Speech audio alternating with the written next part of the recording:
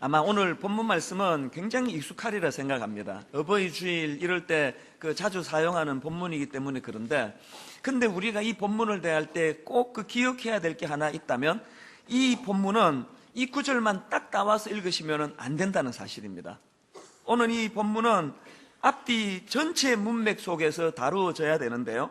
예를 들면은 우리가 지난번에 살펴본 에베소서 5장 18절에서의 대전제, 술 취하지 말라, 이는 방탕한 것이니 오직 성령으로 충만함을 받으라. 여러분 이 말씀 기억하시죠? 이 술 취함의 문제나 또 성령 충만함이라는 것은, 이것은 영향력의 문제다. 다시 말해서 우리가 지금 무엇의 영향력 아래 놓여 있고 또 누구를 의지하며 살아가느냐의 문제다, 그 말씀을 드렸습니다. 이렇게 18절에서 우리는 세상의 그 무엇이 아닌 하나님의 영향력 아래 놓여진 인생이고 그렇게 살아야 된다는 대전제가 18절에서 있고, 그 다음 19절부터 21절까지 이런 삶을 사는 사람에게서 나타나는 삶의 특징이 열거되는데, 한번 보시기 바랍니다. 시와 찬송과 신령한 노래들로 서로 화답하며 너희의 마음으로 주께 노래하며 찬송하며 범사의 우리 주 예수 그리스도의 이름으로 항상 아버지 하나님께 감사하며 그리스도를 경외함으로 피차 복종하라. 여기 보니까 이 하나님의 영향력 아래 놓인 사람들의 삶의 정황이 두 가지로 설명되는데, 하나는 내적입니다. 내적으로 기쁨이 있어요. 감사가 있습니다. 찬양이 있는 삶입니다. 그런가 하면은 두 번째로는 이런 내적인 충만함을 바탕으로 해서 외적으로 대인관계에서 피차 복종의 정신을 가지려는 겁니다. 이 세상의 구조는 높은 자가 낮은 자를 군림하려고 하고, 낮은 자는 높은 자에게 복종해야 되는, 또 어린 자는 또 연장자에게 복종해야 되는 이런 구도를 가지고 세상이 펼쳐진다면, 성령의 영향력 아래 하나님의 통치 아래 놓여진 우리 모두는 서로가 복종하는 자세로 높고 낮음이 없는 이런 정신으로 대인관계를 영위해야 된다. 그런 말씀을 선포하고는 이제 그 다음에 쭉 이제 아내가 또 남편이 또 자녀가 또 부모가 또 상전이 또 아랫사람이 어떤 삶을 살아야 되는가를 구체적으로 설명한 게 나오는데, 오늘 본문 에베소서 6장 1절에서 3절은 그 일환의 하나로 다루어지는 말씀이라는 것입니다. 그렇기 때문에 오늘 6장 1절 말씀이요, 자녀들아 주 안에서 너희 부모에게 순종하라, 이것이 옳으니라 할 때 이 옳다는 것은 윤리적이고 도덕적으로 옳다는 뜻이 아닙니다. 이것은 영적인 것, 하나님의 창조 질서에 이게 옳다는 그런 뜻으로 해석해야 된다는 것입니다. 하나님께서는 태초에 설정해 놓으신 이 창조 질서가 있는데, 이것의 회복 중에 하나가 우리 부모님을 공경하는 것, 순종하는 것의 문제라는 겁니다. 그래서 이 부모 공경의 문제는요, 또 부모 순종의 문제는 영적인 문제와 밀접하게 연관이 있다는 것입니다. 디모데후서 3장에 보면은 이 말세에 하나님을 대적하는 현상이 나타나는데, 그때 일어나는 일들을 쭉 열거하는데 한번 1절부터 보시기 바랍니다. 너는 이것을 알라. 말세에 고통하는 때가 이르러 사람들이 자기를 사랑하며 돈을 사랑하며 자랑하며 교만하며 비방하며 부모를 거역하며 감사하지 아니하며 거룩하지 아니하며 쭉 열거되는데, 그 중에 하나가 부모를 거역하며라는 항목이 여기 나와 있다는 겁니다. 그런가 하면 로마서 1장 28절부터에도 마찬가지예요. 또한 그들이 마음에 하나님 두기를 싫어하며 하나님께서 그들을 그 상실한 마음대로 내버려 두사 합당하지 못한 일을 하게 하셨으니, 그래서 어떤 일들이 일어나는가를 29절부터 한번 보시기 바랍니다. 곧 모든 불의, 추악, 탐욕, 악의가 가득한 자요, 시기, 살인, 분쟁, 사기, 악독이 가득한 자요, 수근수근하는 자요, 비방하는 자요, 하나님께서 미워하시는 자요, 능욕하는 자요, 교만한 자요, 자랑하는 자요, 악을 도모하는 자요. 그 다음에도 나옵니다. 부모를 거역하는 자요. 여기도 보니까 이 부모를 거역하는 것을 하나님과의 관계가 깨진 사람에게서 나타나는 영적인 현상으로 그렇게 설명하고 있다는 것입니다. 그렇기 때문에 이런 관점으로 이제 오늘 본문을 다시 살펴보셔야 되는데요, 1절과 2절을 다시 한번 보십시오. 자녀들아 주 안에서 너희 부모에게 순종하라, 이것이 옳으니라. 내 아버지와 어머니를 공경하라. 이것은 약속이 있는 첫 계명이니, 여기 보니까 우리가 부모님에 대해서 회복해야 되는 게 그게 두 가지가 있는데, 하나는 순종하라, 또 하나는 공경하라, 이렇습니다. 근데 여기에 순종하라라는 이 단어는 원어로 보면은 휘파쿠오라는 단어인데, 이 단어는 합성어입니다. 아래라는 뜻을 가지고 있는 휘포, 또 듣다라는 뜻을 가지고 있는 아쿠오, 이 둘의 합성어예요. 그러니까 여기 나오는 이 순종이라는 것은 직역하자면은 상대방의 말을 잘 듣고 경청하는 태도, 그렇게 해석할 수 있습니다. 그래서 오늘 본문에 나오는 내 부모를 순종하라는 말을 내 부모에게 경청하라, 그렇게 번역을 한다고 해도 틀린 번역이 아닙니다. 우리가 부모의 말에 경청하는 태도를 가져야 된다는 거예요. 그런가 하면 2절에 나오는 공경하라는 단어는 원어로 티마오라는 단어인데, 이 단어는 전쟁을 배경으로 한 용어라는 거예요. 이제 전쟁에서 승리하고 나면은 그 전리품을 이제 백성들에게 나누어 주지 않습니까? 그때 그 전쟁 중에 각자가 이루었던 그 공들을 치하할 때 사용하는 단어가 티마오라는 것입니다. 자, 이런 배경으로 이 단어를 살펴보면은 2절에 나오는 공경하라는 단어는 직역하면 가치를 인정해 주어라, 혹은 합당한 값을 책정하여 돌려주어라, 이렇게 그 단어 풀이를 할 수 있고, 이것이 오늘 본문에서는 부모라는 존재의 가치를 인정해 드려라, 이런 의미를 가지고 있습니다. 그러니까 1절에 나오는 이 순종하라는 것은 우리가 부모를 향한 겉으로 드러나는 외적인 태도, 그분의 말씀에 경청하고 귀를 기울이는 외적인 태도를 말한다면, 두 번째 나오는 공경하라는 것은 부모를 대하는 우리 마음의 태도, 내적인 태도를 설명하는 단어이다, 이렇게 말씀드릴 수가 있겠습니다. 그리고 또 한 가지 빠뜨리면 안 되는 게요, 여기 1절에 보니까 무슨 전제가 있습니까? 부모님께 순종하되, 부모님께 공경하되 주 안에서. 근데 이건 원어로 보면은 엔 크리스토스예요. 이 엔이라는 전치사는 무엇 때문에라는 뜻을 가지고 있습니다. 그러니까 우리 말처럼 주 안에서라고 번역하기보다는 주님 때문에로 번역하는 게 더 원문에 가깝습니다. 자, 그렇다면은요, 이렇게 하나님께서는 이 창조 질서 차원에서 가정의 부모의 권위가 회복이 되기를 원하고 계시는데, 그러면 하나님께서는 왜 우리에게 가정이라는 울타리를 허락해 주시고 또 이 부모님이라는 그 존재감을 이처럼 중요하게 각인시키기를 원하시는가? 왜 그럴 것 같습니까? 대답은 간단합니다. 기본적으로 우리 인간은 누군가가 붙잡아 주지 않으면 안 되는 약한 존재예요. 어린 시절에는 말할 필요가 없고, 장성에서도 우리는 누군가가 붙잡아주는 그런 역할을 해줘야지만 정상적으로 살 수 있는 존재라는 것입니다. 어떤 분이 이 부분을 설명하면서 그 히랍 신화 이야기하는 걸 제가 들어봤는데요, 그 히랍 신화에 이런 그 이야기가 있답니다. 이제 배가 바다를 항해하고 있으면 굉장히 아름다운 노래로 사람을 유혹하는 여자 유령들의 이야기가 있다고 합니다. 이제 선원들이 이제 배를 타고 이렇게 항해를 하면 어느 지점에 이르면 너무나 감미로운, 그렇게 사람의 그냥 혼을 쏙 빼놓는 아름다운 노래소리가 들리는데, 거기에 이제 그 취해가지고 정신없이 따라가다가 배가 파선을 당하고 그런 일이 일어난다는 거예요. 그래서 어떤 선원이 너무 두려운 거예요. 그래서 이제 그 항해하는 가운데 그런 일을 만날 때 자기가 살아나기 위해서 뭘 부탁하는가 하면은 자기를 기둥에다가 묶어달라고 요청합니다. 그래서 이제 그 기둥에다가 이제 몸이 묶였는데, 아니나 다를까 그 지점을 지나가는데 너무나 감미로운 아름다운 그 노래소리가 들리는데, 그 노래소리가 들려지니까 이 선원이 거의 발작하는 거예요. 너무나 그 노래소리에 혼미해졌는데, 다행히 몸이 거기에 지금 묶여있기 때문에, 기둥에 묶여있기 때문에 무사히 넘어가게 됐다는 것입니다. 그러면서 하는 이야기가, 이렇게 우리 인간들에게는 외부에 엄청난 유혹이 있고 그 유혹에 격렬히 반응하는 우리 내부의 죄성을 가진 육체가 있다는 거예요. 그렇기 때문에 그때 그 혼미할 때에 우리를 붙잡아 메워줄 기둥이 필요한데, 이 기둥 역할이 바로 부모라는 것입니다. 이런 관점으로 우리 시대를 가만히 돌아보면은 오늘 우리 시대는 영적으로 정말로 혼미한 시대예요. 오늘 우리 시대는 가정 해체가 지금 격렬히 공격당하고 있는 그런 시대입니다. 제가 최근에 그 어느 신문 기사를 읽고 경악을 했습니다.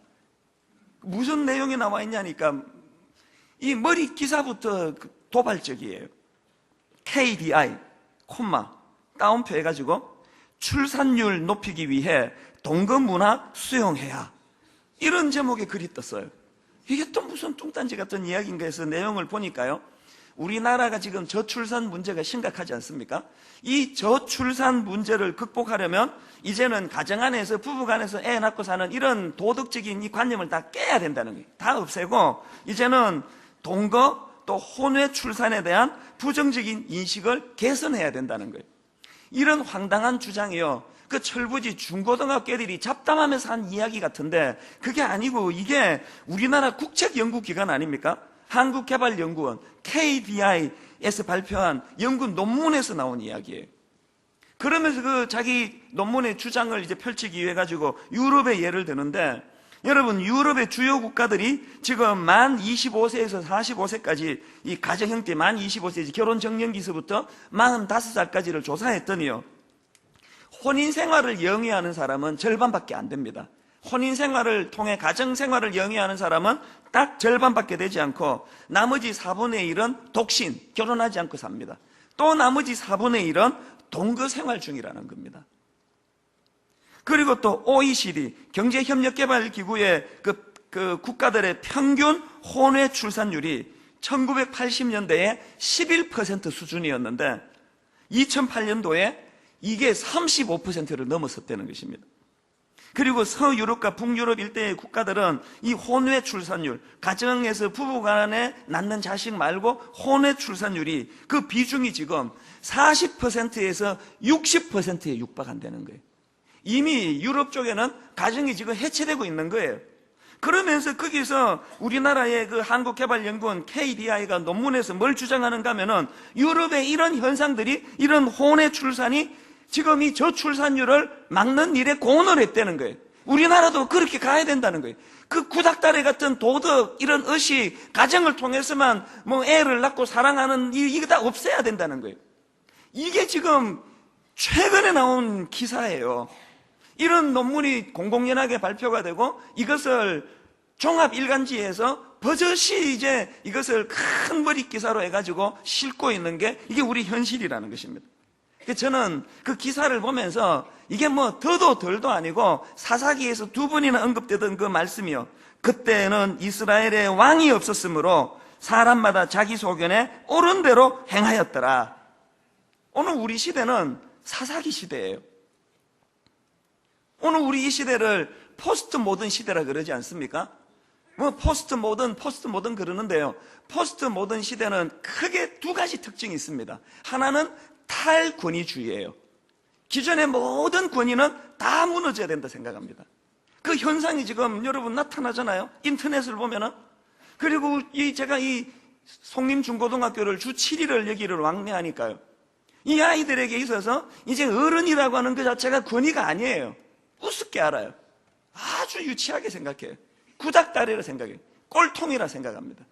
우리만 해도요, 선생님 하면은 우리 시대만 70년대만 해도 선생님은 그림자도 안 바른다고 하는 그 말, 이제 우리 때는 약간씩 밟기는 했습니다. 우리 앞에는 절대로 이제 그 밟지 않았는데 우리는 열받으면 이렇게 좀 밟기는 했지만 이건 밟으면 안 된다는 그 관념이 꽉 차 있던 시대예요. 지금은요, 선생님의 권위 자체가 없습니다. 권위 자체가 없습니다. 이게 포스트 모던 시대의 특징이에요. 되돌아보면은요, 제가 77년도에 고등학교 입학했는데 그때도 애들 담배 많이 피웠습니다. 저는 안 폈습니다. 그래서 이제 1교시 마치고 화장실 가보면은 이 남자 학교니까 이거 완전히 뭐 굴뚝이에요. 그때도 담배 많이 폈습니다. 뭐가 다르냐? 그 당시는요, 애들이 이제 그 교문 밖에서 이렇게 담배를 피고 있으면요, 누구든 상관이 없어요. 연세만 드셨다 하면은 꾸지람할 수 있는 특권이 있었습니다. 이 자식이 왜 이래 얘가? 안 꺼? 그러면요, 199명은 군말하지 않고 꺼야 됐습니다. 그리고 훈계를 들었습니다. 대들지 않았습니다. 지금 권위가 사라진 이 시대에 여러분 그렇게 하십니까? 저는 간혹 이 구석에서 담배 피우는 애가 있으면 저는 피해갑니다. 아무 말을 못하는 내가 너무 한심하고 자괴감이 느껴져서 마주치고 싶지 않아요. 또 그러면서도 뭐 가서 안 꺼? 이렇게 말할 용기가 안 나요. 왜냐하면 두들겨 팬다는데 오늘 설교해야 되는데 이게 멍이 시퍼렇게 들어가지고 설교할 수 없잖아요. 지금 모든 권위는 지금 해체당하고 있는 중이에요. 그런가 하면 포스트 모던 시대의 또 다른 특징이 뭐냐면 상대주의예요. 절대적인 건 없다는 거예요. 여러분, 이 두 가지가 합쳐지면 이 포스트 모던 시대가 겨냥하는 타겟은 하나님이라는 것을 삼척동자도 알아요. 절대 권위는 없다. 또 절대주의는 없다. 다 상대주의다. 절대 진리라는 거 없다. 왜 하나님이 한 명밖에 없어야 되느냐? 모든 게 다 하나님이다. 나도 하나님 될 수 있다. 오늘 이 시대는 사사시대예요. 근데 제가 가슴이 찢어지는 게 뭐냐면 이게 오늘 저는 핍박시대라고 생각합니다. 어떤 시대보다도 핍박시대예요. 그런데 여러분, 저 같은 목회자들이 이런 상황을 분석하고 책 잡히지 않으려고 조심조심 살얼음판을 걷듯이 갔어야 되는데 이런 이 시대 조류를 방관하고 얼마나 함부로 행동하고 쉽게 행동해가지고 권위가 지금 다 짓밟혀버렸잖아요. 너무 마음이 아픈 게 목회자로서 제가 가슴이 아픈 게요. 이제는 하나님께서 고유의 이 목회자들에게 부여해 준 영적인 권한이 있었는데 이게 다 짓밟혀버렸습니다. 세상 사람들은 말할 것도 없고 여러분이 목사라고 해서 존경합니까? 표정 관리 하셔야 되는데 안 하는 거 압니다. 기대도 안 합니다. 뭐 누구를 탓하겠습니까? 우리 스스로가 다 짓밟아놨는데 이제는요 뭐 교회 공금 뭐 투명하게 사용하지 않으면 안 믿어주는 세상이에요. 어쩌다 이렇게 됐는데 누가 이렇게 만들었는데 이렇게 교회의 권위가 무장해제 당하고 나니까 여러분 나쁜 물은 해악은 고스란히 세상이 저는 신문 읽을 때마다 무슨 대학가의 동급 문화가 확산된다는 등 무슨 젊은이들 사이에 혼전 성적인 문제가 심각하다는 등 뭐 가치관이 혼란스럽다는 등 이런 기사를 접할 때마다 가슴이 찢어져요. 왜? 그것을 꾸짖어주고 그 방향을 바로 잡아주고 그런 물꼬를 건강하게 진리로 트게 하는 역할을 권위를 가지고 부여받은 일이 전데 우리의 지혜 없으므로 그걸 다 빼앗겨버리고 아무 힘도 없는 거예요. 그래서 저는 오늘 우리 시대가 급히 복구해야 되는 것은 건강한 권위의 회복이라고 생각하는데 그 건강한 권위의 첫 출발은 가정에서의 부모의 권위라는 겁니다. 왜? 하나님의 가장 원초적인 기관은 가정이고 그 가정에 부여해 주신 부모에 대한 영적 권위야말로 어른됨의 첫 출발이기 때문에 그렇습니다. 그래서 저는 오늘 본문 말씀을 가지고 이것과 관련해서 두 가지 기도 제목을 좀 나누려고 합니다. 첫째로요, 가정에서 이 부모님의 권위가 회복되어야 된다는 것입니다. 에베소서 6장 1절 자녀들아 주 안에서 너희 부모에게 순종하라 이것이 영적으로 옳으니라. 2절에 내 아버지와 어머니를 공경하라. 왜? 그것은 약속이 있는 첫 계명이니 영적인 문제라는 것입니다. 사실 이 말씀을 들으시는 대부분의 분들이 이중적이잖아요. 한편 내가 자식이면서 한편 내가 부모가 되는 이중적인 구조 속에 살아간다면 여기서 우리는 두 가지 노력을 동시에 기울여야 됩니다. 한편으로는 우리가 자녀로서 부모님의 권위를 복귀시켜 드려야 돼요. 잠언 23장 22절에 보니까 이런 말씀이 있습니다. 너 낳은 아비에게 청종하고 내 늙은 어미를 경히 여기지 말지니라. 쉬운 성경이 이렇게 번역합니다. 너를 낳은 아버지에게 순종하고 내 어머니가 나이 들어도 무시하지 마라. 무슨 뜻입니까? 겉으로 보여지는 그 무엇을 가지고 부모를 공경할지 말지 판단하면 안 된다는 이야기예요. 아까 제가 전제로 설명해 드린 게 뭐였습니까? 주 안에서. 이게 원어로 뭐라고요? 주님 때문에예요.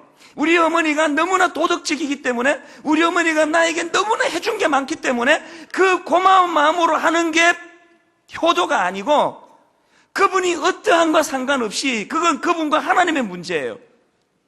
하나님이 그것을 명하셨기 때문에 주님 때문에 부모님의 권위를 인정해 드려야 된다는 거예요. 그런가 하면은요, 또 다른 한편으로 우리가 부모로서 자녀들에게 부모로서의 권위를 회복시켜야 돼. 이게 우리 다 뺏겼습니다. 오늘날 아버지 부재의 시대라고 이야기합니다. 이 책임의 절반은 아내들, 어머니들에게 있습니다. 우리 어머니들이 아이들 앞에서 부모의 권위를 거의 자기가 남편을 무시하니까 그냥 부모의 권위를 다 그냥 왜 이 대목에 이렇게 화가 날까요? 그리고 더 많은 책임은 우리 당사자들에게 있습니다. 이 권위를 회복해야 돼요. 왜? 누구 탓으로 돌리건 간에 부모의 권위가 추락이 되면 그 불행한 결과는 자녀들이 당하게 되는 거예요. 지금 여러분 이 세상은요, 아침에 학교 갈 때마다 영적으로 아이들을 묶어주는 일을 해야 돼요. 단 하루도 그냥 보내시면 안 돼요. 이 아이들이 등교하는데, 하교하는데, 수업 시간에, 인터넷에, 문자에, 핸드폰에 너무나 감미롭게 들려지는, 그러나 거기에 치명적인 독이 들어있는 유령의 소리가 들려지는 시대예요. 부모의 권위를 가지고 아이들을 묶어줘야 되는 일을 해야 되는데, 이 대학 입시라가는 무서운 괴물단체 때문에 우리가 그냥 든든한 기둥이 되기는 그냥 우리도 지금 놀아나고 있는 꼴 아닙니까? 마침 제가 이 말씀을 준비하는데 지난주에 그 고3 아이가 어머니를 그 칼로 찔러 죽인 그 비극적인 사건이 연일 보도가 되는데 가슴이 너무 아프더라고요. 이런 폐륜악 어디 나면서도 얘가 피해자가 아닐까. 가정의 권위가 서울대학교 전교 1등 이것으로 말미암아 이 아이의 권위가 다 무너지게 될 때 여러분 그 아이는 앞으로 어떻게 살아야 됩니까? 이 권위가 복구가 돼야 된다는. 저는 로마서 13장 1절 말씀 때문에 시험에 들었던 사람이에요. 대학 다닐 때 이 구절 때문에 교회를 떠날까 생각한 적도 있었습니다. 하루 정도. 로마서 13장 1절에 무슨 말씀이 있길래 각 사람은 위에 있는 권세들에게 복종하라. 권세는 하나님으로부터 나지 않음이 없나니 모든 권세는 다 하나님께서 정하신 바라. 제가 대학 다닐 때 박정희 대통령 서거하시고 혼란을 겪어가지고 민주화가 될 듯 말 듯 하는데 그때 신군부가 나와가지고 전두환 장군이 대통령이 되던 그 즈음이에요. 대학교 1학년, 2학년 때 그 울분을 견딜 수가 없는 거예요. 아니 이런 잘못된 권력에게 복종하라고? 용납이 안 되는 거예요. 용납이. 그래서 제가 깨달은 게 뭐냐면요, 이 로마서 13장 1절이 갈등을 유발시키는 시대는 나쁜 시대예요. 이 로마서 13장 1절이 갈등을 유발시키는 교회는 나쁜 교회예요. 로마서 13장 1절이 너무나 승복이 되고 너무나 순복할 수 있는 교회는 건강한 교회예요.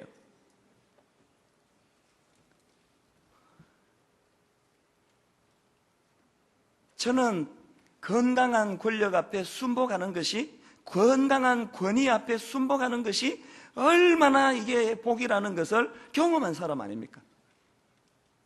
10년 동안 옥하는 목사님을 담임 목사님으로 모시면서요, 저는요 어디 가든지 자랑하는 것 중 하나가 나는 예스맨이었다, 이게 자랑이에요. 우리나라에서 예스맨은 수치예요. 우리나라에서 저 인간 저거 예스맨이다, 그 욕이에요. 그게 뭘 전제합니까? 우리나라에서 왜 예스맨이 이게 수치고 욕이에요? 건강한 권위가 죽었다는 거 아닙니까? 악한 권위 앞에 비굴하게 처신하는 게 예스맨이라는 거 아닙니까? 근데 왜 제가 예스맨이 된 걸 떠들고 다닐까요? 저는 건강한 권위, 건강한 리더십 아래에서 생활했다는 걸 자랑하고 싶은 거예요. 만 10년 동안에요, 저는 항상 예스맨이었어요. 옥하는 목사님이 불러서 시키면 Yes, sir. 이게 속으로, 겉으로는 그러면 안 되지. 어른 앞에 Yes, sir. 그러면 안 되지만 속으로 항상 Yes, sir. 예. 이해가 안 되는 것도 뭘 시키면 Yes, sir. 그리고 집에 가서 괴로워해요. 왜 시키셨지? 이게 무슨 뜻이지? 그분을 불신하는 게 아니고 그 기쁜 뜻을 못 헤아리는 나 자신이 한심해서 돌아보는 시간을 갖는 거예요. 그리고 지나놓고 보면 항상 거기에 이유가 있었고 항상 거기에 타닥한 권위가 부여되는 거예요. 그랬더니요, 만 10년 그 혜택을 누가 받았을까요? 옥 목사님도 받으셨죠. 다 저 같은 부교육자 같으면 목회가 쉽잖아요. 그러나 더 많은 혜택은 제가 받는 거예요. 저는 만 10년 동안에 갈등이 없었습니다. 골치 아픈 거 그분이 다 정해주시고 시키는 대로 나는 그냥 애들 만나고 학교 찾아다니고 떡볶이 사주고 이것만 하면 돼요. 이 쉬운 일만 제가 했습니다. 목사님이 저에게 뭘 이렇게 시킬 때요, 기도해 보겠습니다, 이런 말도 해본 적이 없어요. 뭐를 기도해 봅니까? 기도는 그분이 하고 시키는데 순종하면 되는 거예요. 순종했더니 항상 좋은 결과예요.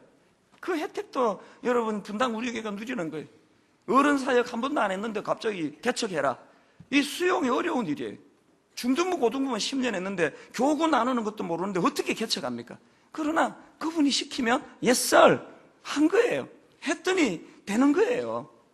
오늘 우리에게 이 건강한 권위라는 것은, 그 혜택은 권위를 누리는 자가 받아 누리는 게 아니라 이런 순복하는 자에게 기쁨이 있다는 것을 저는 경험했기 때문에, 저는 분당 우리 교회 젊은 교역자들에게 제가 옥 목사님이 받았던 이 혜택을 되돌려 주기를 원합니다. 제가 우리 교역자들에게 갈등을 유발시키고 로마서 13장 1절이 혼란을 유발시키는 지도자가 되지 않기 원합니다. 온전히 우리 교역자들이 저를 신뢰하고 순복할 수 있는 그런 종이 되면 얼마나 좋을까? 이게 여러분 가정의 부모의 리더십이 되시기를 바랍니다.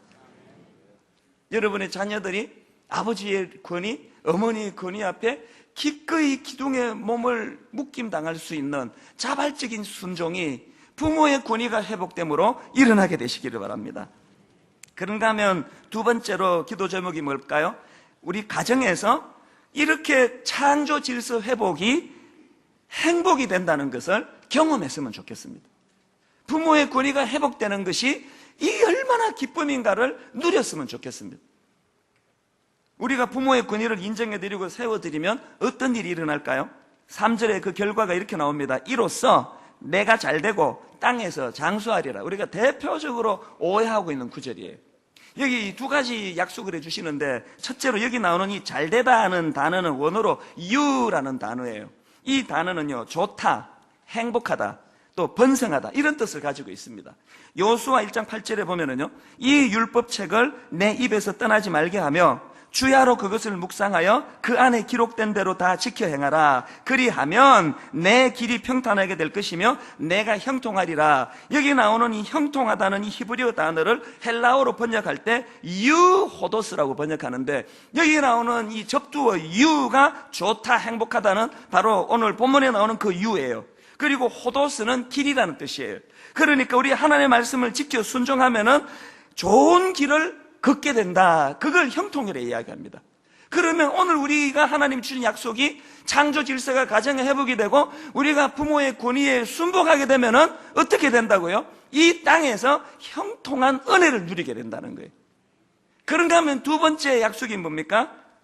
그 나라에 대한 소망이 회복된다는 거예요. 이게 오해가 많은데 3절에 있는 이 말씀을 오해해가지고요, 내가 잘되고 땅에서 장수하리라, 그래서 자꾸 이제 우리가 효도하면 100살까지 산다.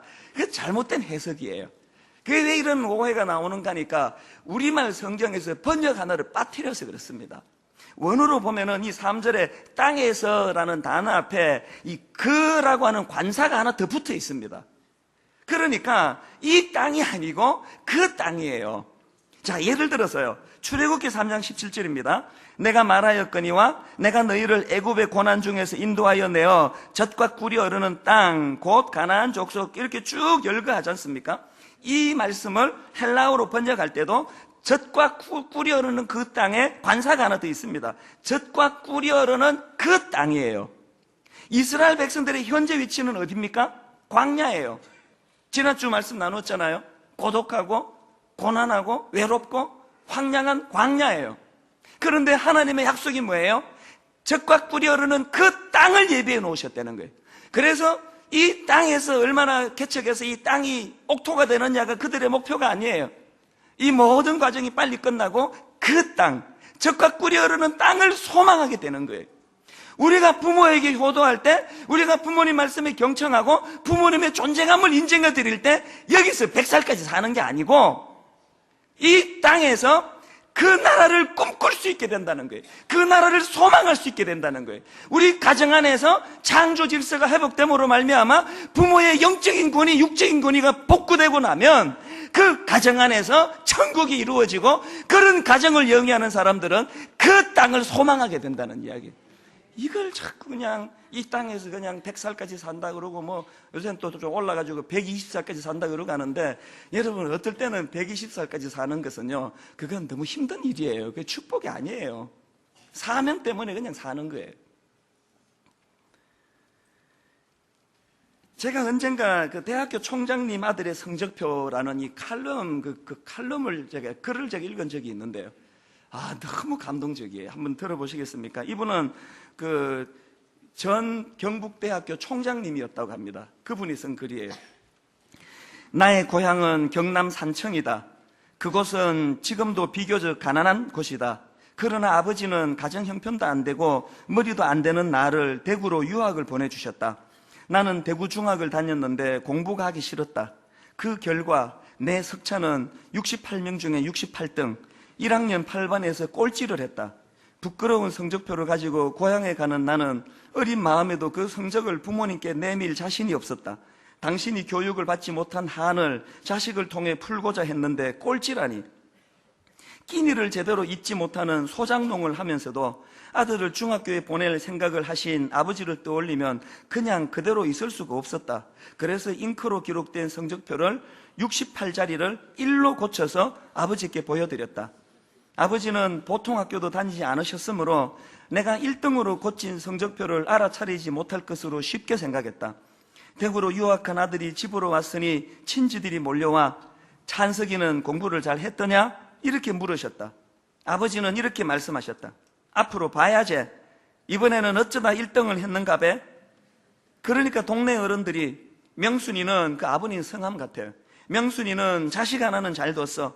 1등을 했으면 책거리를 해야지 했다. 당시 우리 집은 동네에서 가장 가난한 살림이었다. 이튿날 강에서 멱을 감고 돌아오니 아버지는 단 한 마리뿐인 돼지를 잡아 동네 사람들을 모아놓고 잔치를 하고 있었다. 그 돼지는 우리 집 재산 목록 1호였다. 정말로 기가 막힌 일이 벌어진 것이다. 나는 겁에 질려 아버지 하고 불렀지만 다음 말을 할 수가 없었다. 그리고 달려나갔다. 그 뒤로 나를 부르는 소리가 들렸다. 겁이 난 나는 강으로 가 죽어버리고 싶은 마음에 물 속에서 숨을 안 쉬고 버티기도 했고 주먹으로 내 머리를 내리치기도 했다. 충격적인 그 사건 이후 나는 달라졌다. 항상 그 일이 머리에 맴돌고 있었기 때문이다. 그로부터 17년 후 나는 대학 교수가 되었다. 그리고 나의 아들 민우가 중학교 입학했을 때, 그러니까 내 나이 45세가 되던 어느 날, 부모님 앞에 33년 전의 일을 사과하기 위해 어머니, 저 중학교 1학년 때 1등은요, 이렇게 말을 시작하려고 하는데 옆에서 담배를 피우시던 아버지께서 말씀하셨다. 알고 있었다. 그만해라. 민우가 듣는다.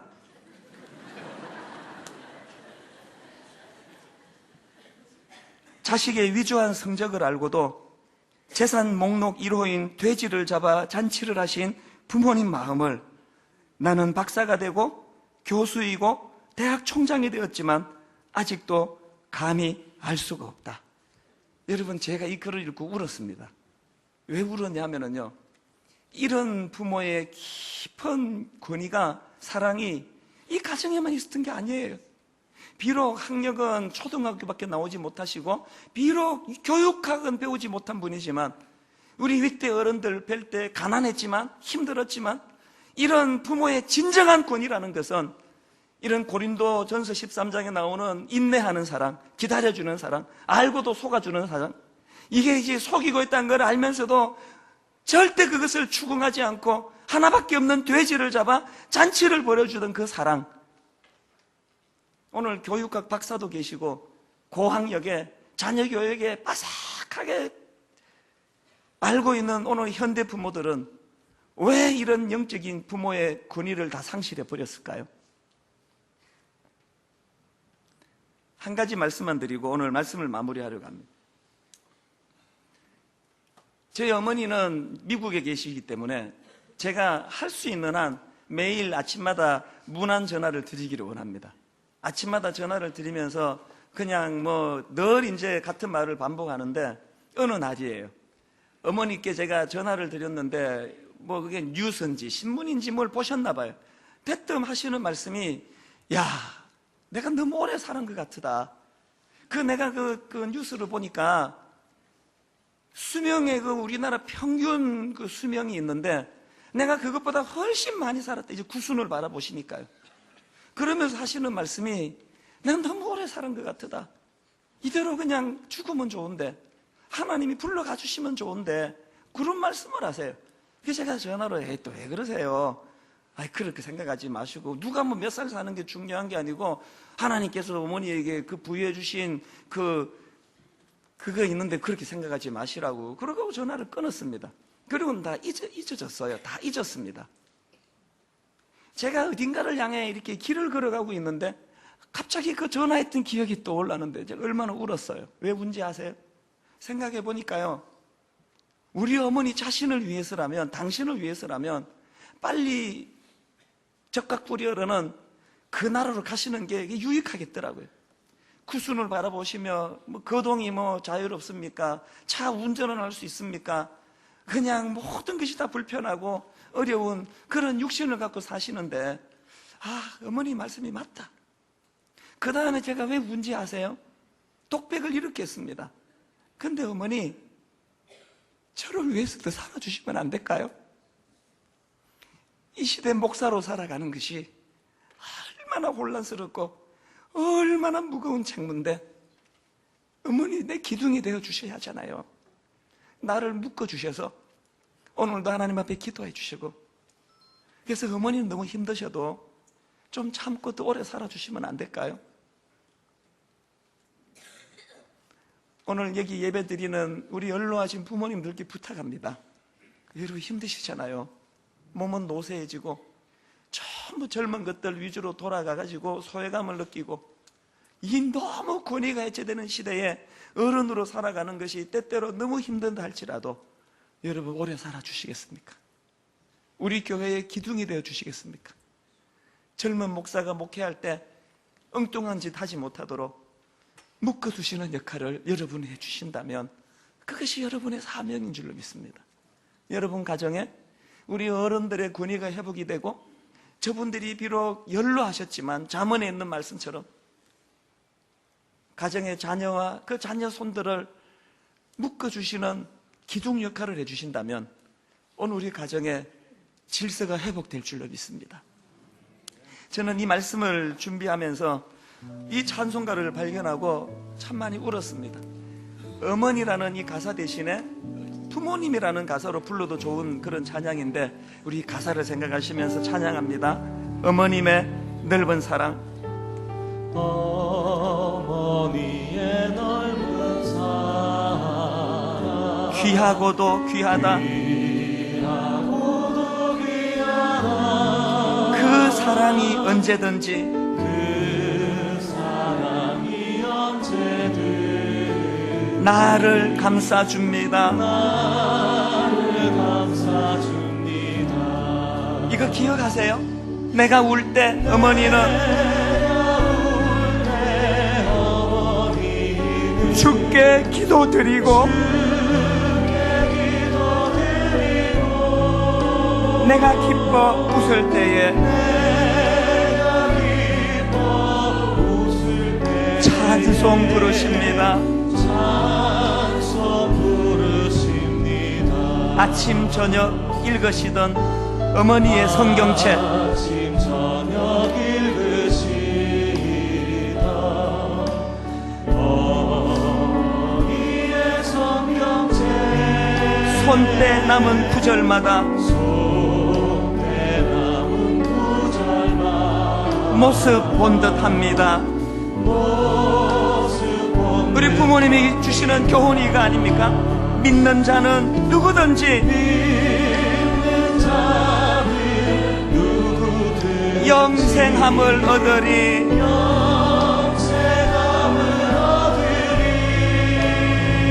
예수님과 동행하며 들려주신 귀한 말씀, 이제 힘이 됩니다. 이제 다 자리에서 일어나셔서 3절 찬양합니다. 홀로 누워 괴로울 때, 홀로 누워 괴로울 때, 헤매이다 지칠 때, 헤매다가 지칠 때, 부르시던 찬송 소리 부르시던 찬송 소리 귀에 살아옵니다. 귀에 살아옵니다. 반석에서 샘물 나고 반석에서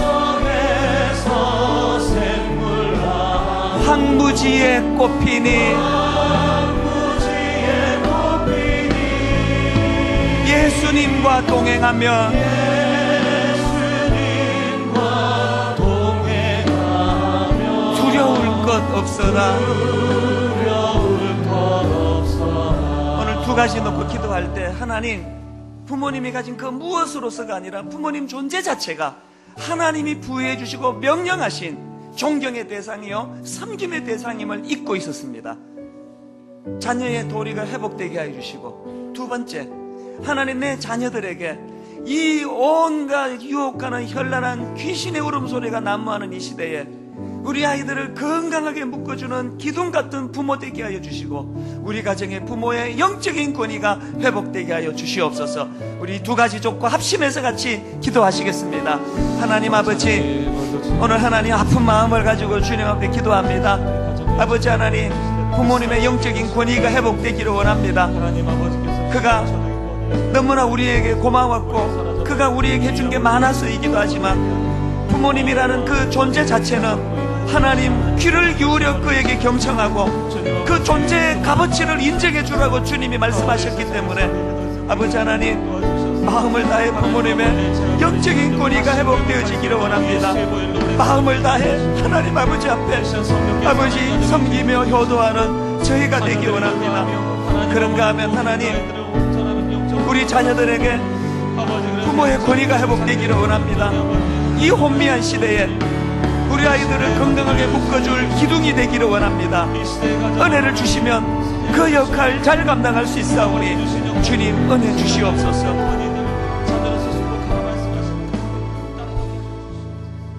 하나님 아버지, 아픈 마음으로 기도하는 우리의 기도를 외면치 마시고, 이곳에 모인 귀한 우리 어르신들이 더 이상 마음에 소외감을 느끼고 아픔을 겪고 이 땅을 사는 것이 고통이 되지 않도록 인도해 주시고, 뿐만 아니라 젊은 세대에게 우리가 건강한 기둥 역할하는 부모가 되게 하여 주시옵소서.